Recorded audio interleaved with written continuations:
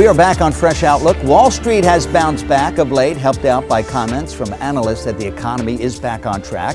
There's been modest job growth, but at the same time, so-so manufacturing numbers of late, along with slumping crude oil prices. Even with all of that, the Federal Reserve seems ready to raise interest rates.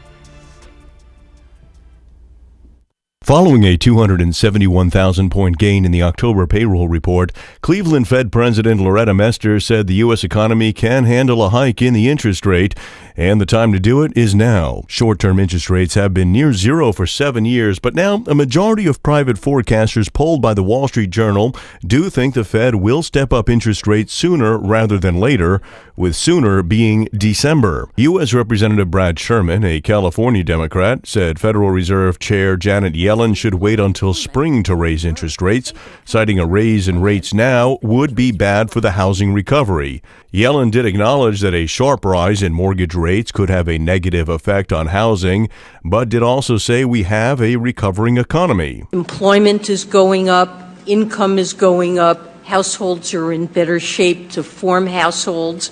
Yellen emphasized that the Fed would be looking at a very gradual, not a steep rise in interest rates. All this comes into play as oil prices dropped to $42 a barrel in a week where the Dow ended down 254 points. While U.S. stocks opened lower, the dollar rose slightly against the euro.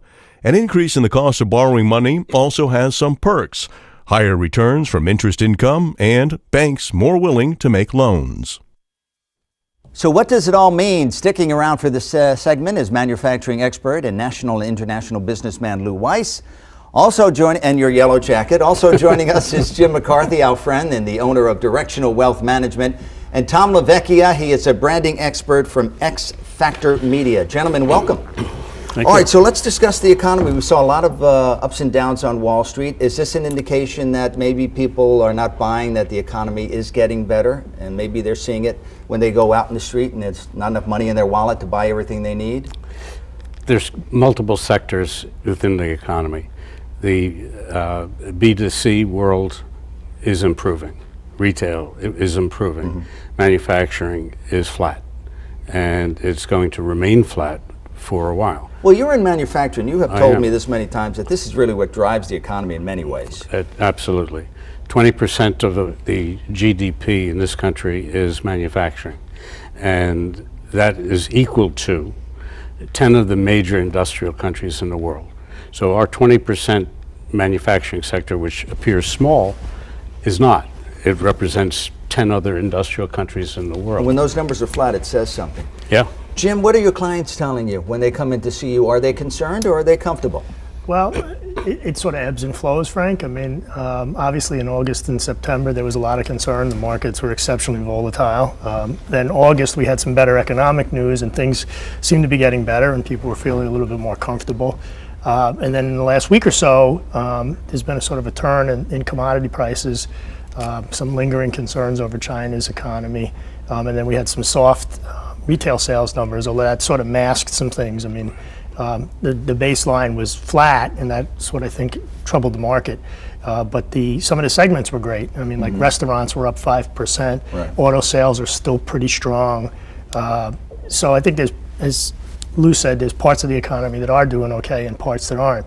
People are nervous whenever there's stuff going on, and not to introduce a non-financial topic, but what happened in Paris last night clearly is going to have an impact when we show up Monday morning. Tom, what is the internet saying? What's the buzz on the internet? Well, so again, this week, although retailers were showing some strength for a while, right, they got slammed. So still we're seeing a lot of transfer over from brick and mortar economy over to digital. And only 7% of sales right now are digital. You think about this, $300 billion spent and it's only 7%. So we're starting to see the digital cut in and people get away from traditional shopping. But in the overall economic sense, the country's in trouble. But two things real quick. I mean, number one, in that retail sales report on Friday, online sales were up 7%, recognizing it's a small percentage of the economy. And the day before in China, talking about the Chinese economy, everybody's worried about it. China does this thing called Single Day. It's like a big online shopping day. Right. $14.3 billion, the biggest day that's ever happened in history. So even the Chinese consumer is actually buying money. iPhone sales were up 70%. Auto sales were up 13%. So segments of the economy are doing Well, really Lou, well. you visit China on occasion. Yeah, I do. What is the economy like then? The economy, I've been going to China for 6-7 years, and their phases are very quick and very narrow. Right. So you can go there 1 year and things are good, and you go there the next year, then it's not so good. Right now, it's not so good. They're shutting down steel mills. Which means that anything... Which is your business. Which is my business. Right. They're shutting down steel mills. They are shutting down the cities that they built to keep the Chinese employed back 5 years ago. The people in the outer rim, away from Shanghai and Beijing, and you go to the smaller towns and villages. And when I say smaller, I'm talking about 5, 6, 7 million villages. That's a village. That's a village in China. Definitely. I've been in about 45, 50 cities, and they're very, very different. And the smaller cities are hurting. Well, how much of this is, I hear this again and again, oil prices have really plummeted in the last year or so. Yeah. I mean, at one point I remember they were at $120 a barrel, and now at 40 or 45 in that range. That has to hurt, and plus there's more oil coming out of the United States through fracking and other sources.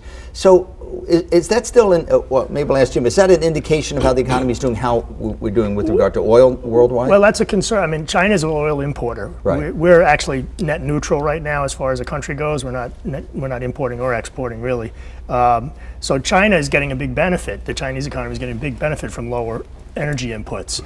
But that's a concern for the countries that are manufacturing oil, like Canada and Mexico and obviously Saudi Arabia and the OPEC countries. And what it creates is a disinflationary environment, or a deflation, not disinflationary, a deflationary environment where prices are going down. And it creates that vicious cycle, which is what the Fed's afraid of right now, and that's why they're in a bit of a bind. No. Because you mentioned the Fed. Yeah, because what happens is if people think the prices are going to go down tomorrow, they don't buy today. Right. Because, I can get it cheaper tomorrow. And that's that whole deflationary cycle. And that's what the Fed's sort of stuck in a conundrum with. They're also stuck by the fact that we're potentially raising interest rates while the rest of the world is potentially lowering interest rates.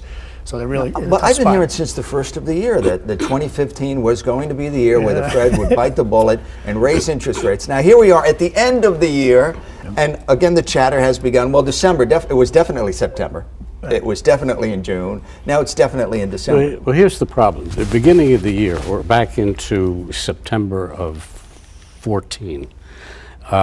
We had the Los Angeles port slowed down strike. When it got heated to the point of January, February, the daily cost of that port being shut down was $1 billion a day. The mainstream media didn't talk about it until April, when Obama finally got involved. So for the first 5-6 months, we had a terrible beginning of the year. We had a not so good August and September. October was really the first month of the year that my manufacturing company really saw a perk up.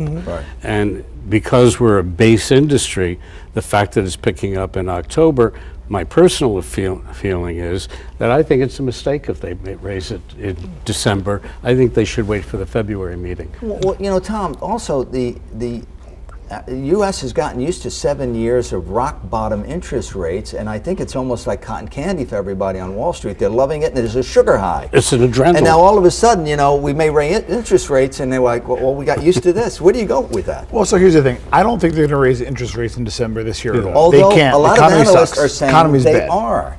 They are, but they're saying that for the last how many years, Yeah, right? So with that being said, right now with oil being where it is, right, and there are some deflationary concerns, Right. the economy, the underbelly, especially now with some terrorist attacks happening in Paris, the underbelly is not strong. So they're not going to raise interest rates this year. Number two, Wall Street loves it because they're getting free money, right? But the only thing going up is the stock prices in certain sectors. Right. But it's not being reinvested in manufacturing. Retail is getting slammed. And frankly, in terms of online, we're seeing growth, but in certain growth industries. But it's not enough to make the overall economy move forward. Well, Jim, who does this benefit, or Jim or Lou, who does this benefit when analysts come out and say, hey, they're more than likely going to raise interest The rates? analysts. The analysts, yeah, they get to be on shows like this. They are supposed to be telling it like it is and being They as don't honest know. as they can. They don't know. I just came back. I'm sorry. I just came back from the Fab Tech show in Chicago. Which is fabrication technology in Fabrication Chicago. technology. They had 1,500 exhibitors. They had 50,000 attendees. Right. They were selling equipment right off the floor. And there were a lot of for sale signs out. But the point is, if they raise the interest rate, then the manufacturer has to say, should I wait a while and see what happens, or should I buy now in fear of the rate going up again and again So and what would again? they do? What would they do? We'll let you know. Well, yeah. I mean, I think part of what Well, let's the analyst. myself included, part of what people need to recognize is that we've been at this rate for 7 years, Yes. and it is an artificially low rate. It's out of sync, and they're talking about 0.25% interest rate. So I think what people should focus on not so much is when they do the first rate. I mean, it may have an effect. It's going to have an effect one way or the Well, other. even whether the they do or they mention of don't. it sent Wall Street down the following day. I agree, but here again, even after the jobs report last week, which was very positive, so that raised the odds that they were going to go in December. Right. And now this week is what it's been. So now the oil prices went down, the retail sales were soft, so now it lowered the odds again. Right. So now it's back down to around 50-50 for December. But it's it's a 1/4 percentage point. It's Right. it's more about the significance of them doing it than.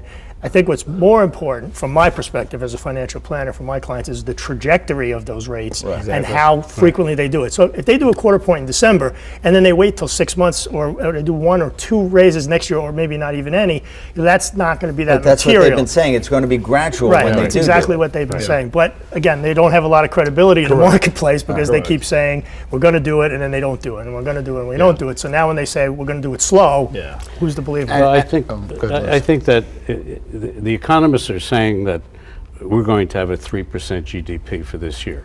Well, this is November, and we're at a +0.5. So where are they getting the other 2.5% in the next 6 weeks? All right, we got 45 seconds, so I'm going to ask you straight out. You'll be the analyst this time. Will the Fed raise interest rates in December, Jim?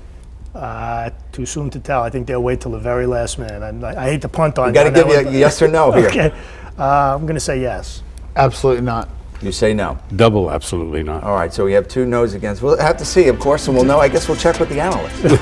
What's going on. Gentlemen, thank you very much. Very good conversation about the economy. When we come back, when Fresh Outlook continues, those bombings in Paris this week and the ongoing investigation as well into what took down that Russian airliner over Egypt. We'll be right back.